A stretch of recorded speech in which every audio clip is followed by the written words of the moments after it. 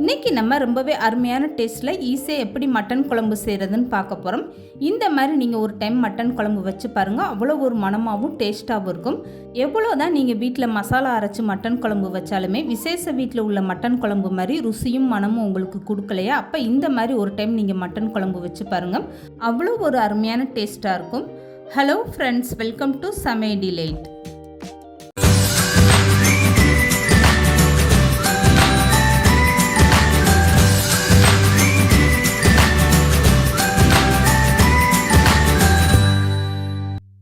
இப்போது மட்டன் குழம்பு செய்கிறதுக்காக நான் 1/2 கிலோ அளவுக்கு மட்டன் வாங்கியிருக்கேன். இதை 3 டைம் நல்லா கழுவி எடுத்துக்கோங்க. எப்போதுமே குழம்புக்கு நீங்கள் ஆட்டுக்கறி வாங்கும்போது இந்த மாதிரி கொஞ்சம் கொழுப்போடு வாங்கிக்கோங்க, அப்போ தான் அந்த குழம்பு நல்ல ருசியாக இருக்கும். இப்போ இதுக்காக 1/2 மூடி அளவுக்கு தேங்காய் எடுத்துக்கோங்க. இந்த தேங்காய் சின்னதாக இருந்தால் ஒரு தேங்காய் தாராளமாக எடுத்துக்கோங்க. இப்போ 1 ஸ்பூன் அளவுக்கு சோம்பு சேர்த்துக்கோங்க. இது கூடவே 1 ஸ்பூன் அளவுக்கு கசகசா சேர்த்துக்கோங்க. இப்போ இது கூடவே 10 முந்திரி பருப்பு சேர்த்துக்கோங்க. இல்லைன்னா இந்த மாதிரி முந்திரி குருணை இருந்தால் அதை 2 ஸ்பூன் அளவுக்கு சேர்த்துக்கோங்க. இப்போ இதை தண்ணி சேர்த்து நல்லா வலுவலுன்னு அரைச்சி எடுத்துருங்க. இப்போ குழம்பு தாளித்து விடுறதுக்காக குக்கரில் 100 மில்லி அளவுக்கு நல்லெண்ணெய் சேர்த்துக்கோங்க. இப்போ இது கூடவே பட்டை, கிராம்பு, வாசனை பொருட்கள் இந்த மாதிரி தாளிக்கிறதுக்காக சேர்த்துக்கோங்க. இப்போ நல்லா பொரிஞ்சு வந்ததுமே 1 கைப்பிடி அளவுக்கு சின்ன வெங்காயம் கட் பண்ணிவிட்டு அதையுமே சேர்த்துக்கோங்க. இந்த மாதிரி வெங்காயத்தை நல்லா வதக்கி விட்டுருங்க. வெங்காயம் நல்லா செவந்து வரட்டும். இதுக்கப்புறமா கட் பண்ணி வச்சுருக்க 2 தக்காளி சேர்த்துக்கோங்க. தக்காளி ரொம்ப பெருசாக இருந்தால் 1 தக்காளி சேர்த்துக்கோங்க. நான் மீடியம் சைஸாக இருந்ததுனால 2 தக்காளி சேர்த்துருக்கேன். இப்போ 1 கொத்து கருவேப்பிலையும் சேர்த்துட்டு இந்த தக்காளியை நல்லா வதக்கி விட்டுருங்க. தக்காளி ஓரளவுக்கு நல்லா வதங்கி வந்ததும் 1 ஸ்பூன் அளவுக்கு இதில் இஞ்சி பூண்டு பேஸ்ட்டு சேர்த்துக்கோங்க. இஞ்சி பூண்டு பேஸ்ட்டு தனியாக இல்லைன்னா நீங்கள் தேங்காய் அரைக்கும் போது அதோட சேர்த்து நீங்கள் அரைச்சி எடுத்துக்கோங்க.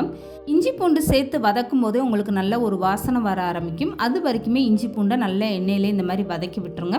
இப்போ தக்காளி, இஞ்சி பூண்டு எல்லாமே சேர்ந்து நல்லா வதங்கி வந்துருச்சு பாருங்கள். இந்த மாதிரி நல்லா தக்காளி மசிஞ்சு வெந்து வரணும். இதுக்கப்புறம் 1 ஸ்பூன் அளவுக்கு தனி மிளகாய் தூள் சேர்த்துக்கோங்க. எண்ணெயிலே சேர்த்து இந்த மாதிரி நல்லா வதக்கி விடும்போது அந்த மட்டன் குழம்பு பார்க்குறதுக்கு ரொம்ப கலராகவும் அருமையான டேஸ்ட்டாகவும் இருக்கும். இப்போ மிளகாய் தூள் சேர்த்ததுமே ஸ்டவ்வை மீடியமாக வச்சுட்டு இந்த மாதிரி மிளகாய் தூள் சேர்த்து வதக்கி விட்டுருங்க. இதுக்கப்புறமா கழுவி எடுத்து வச்சுருக்க மட்டன் அப்படியே சேர்த்துக்கோங்க. தண்ணி இல்லாமல் நல்லா வடிச்சிட்டு சேர்த்துக்கோங்க. இதையுமே சேர்த்துட்டு ஒரு 2 நிமிஷம் எண்ணெயிலே நல்லா வதக்கி விடுங்க. இந்த மட்டனோட பச்சை வாசனை போகணும், அது வரைக்கும் இந்த மாதிரி நல்லா லேசாக வதக்கி விட்டுருங்க. நீங்கள் மிளகாய் தூள் சேர்த்ததுமே நீங்கள் ஸ்டவ்வை குறைச்சி வச்சுட்டு தான் சமைக்க ஆரம்பிக்கணும். அப்போ தான் உங்களுக்கு அந்த மிளகாய் தூள் தீஞ்சு போகாமல் வரும். இப்போ மட்டன் ஒரு 2 நிமிஷம் வெந்துட்டு இருக்கும்போதே குழம்புக்கு தேவையான அளவு உப்பு சேர்த்துக்கோங்க.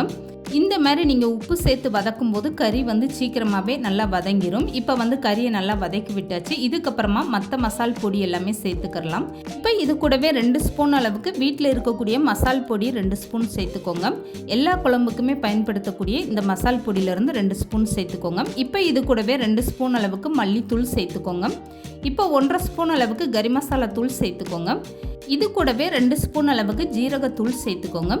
இது எல்லாமே சேர்த்ததுக்கப்புறம் ஒரு டைம் நல்லா கரண்டி போட்டு கலந்து கொடுத்துருங்க. இப்போ ஸ்டவ்வை கம்ப்ளீட்டாக குறைச்சி வச்சுருங்க. இப்போ மசால் பொடியெல்லாம் சேர்த்து ஒரு டைம் நல்லா இந்த மாதிரி வதக்கி விட்டதுக்கப்புறம் அரைச்சி வச்சுருக்க தேங்காய் பேஸ்ட்டை அப்படியே சேர்த்துக்கோங்க. மட்டன் குழம்புக்கு தேங்காய் அரைக்கும் போது ரொம்ப குருணையாக இல்லாமல் நல்லா வலுவலுன்னு அரைச்சி எடுத்துக்கோங்க. இப்போ அரைச்சி எடுத்த தேங்காவை அப்படியே சேர்த்துட்டு இதுக்கப்புறமா தண்ணி எந்த அளவுக்கு வேணுமோ அதுக்கேற்ற மாதிரி நீங்கள் தண்ணியை சேர்த்துக்கோங்க.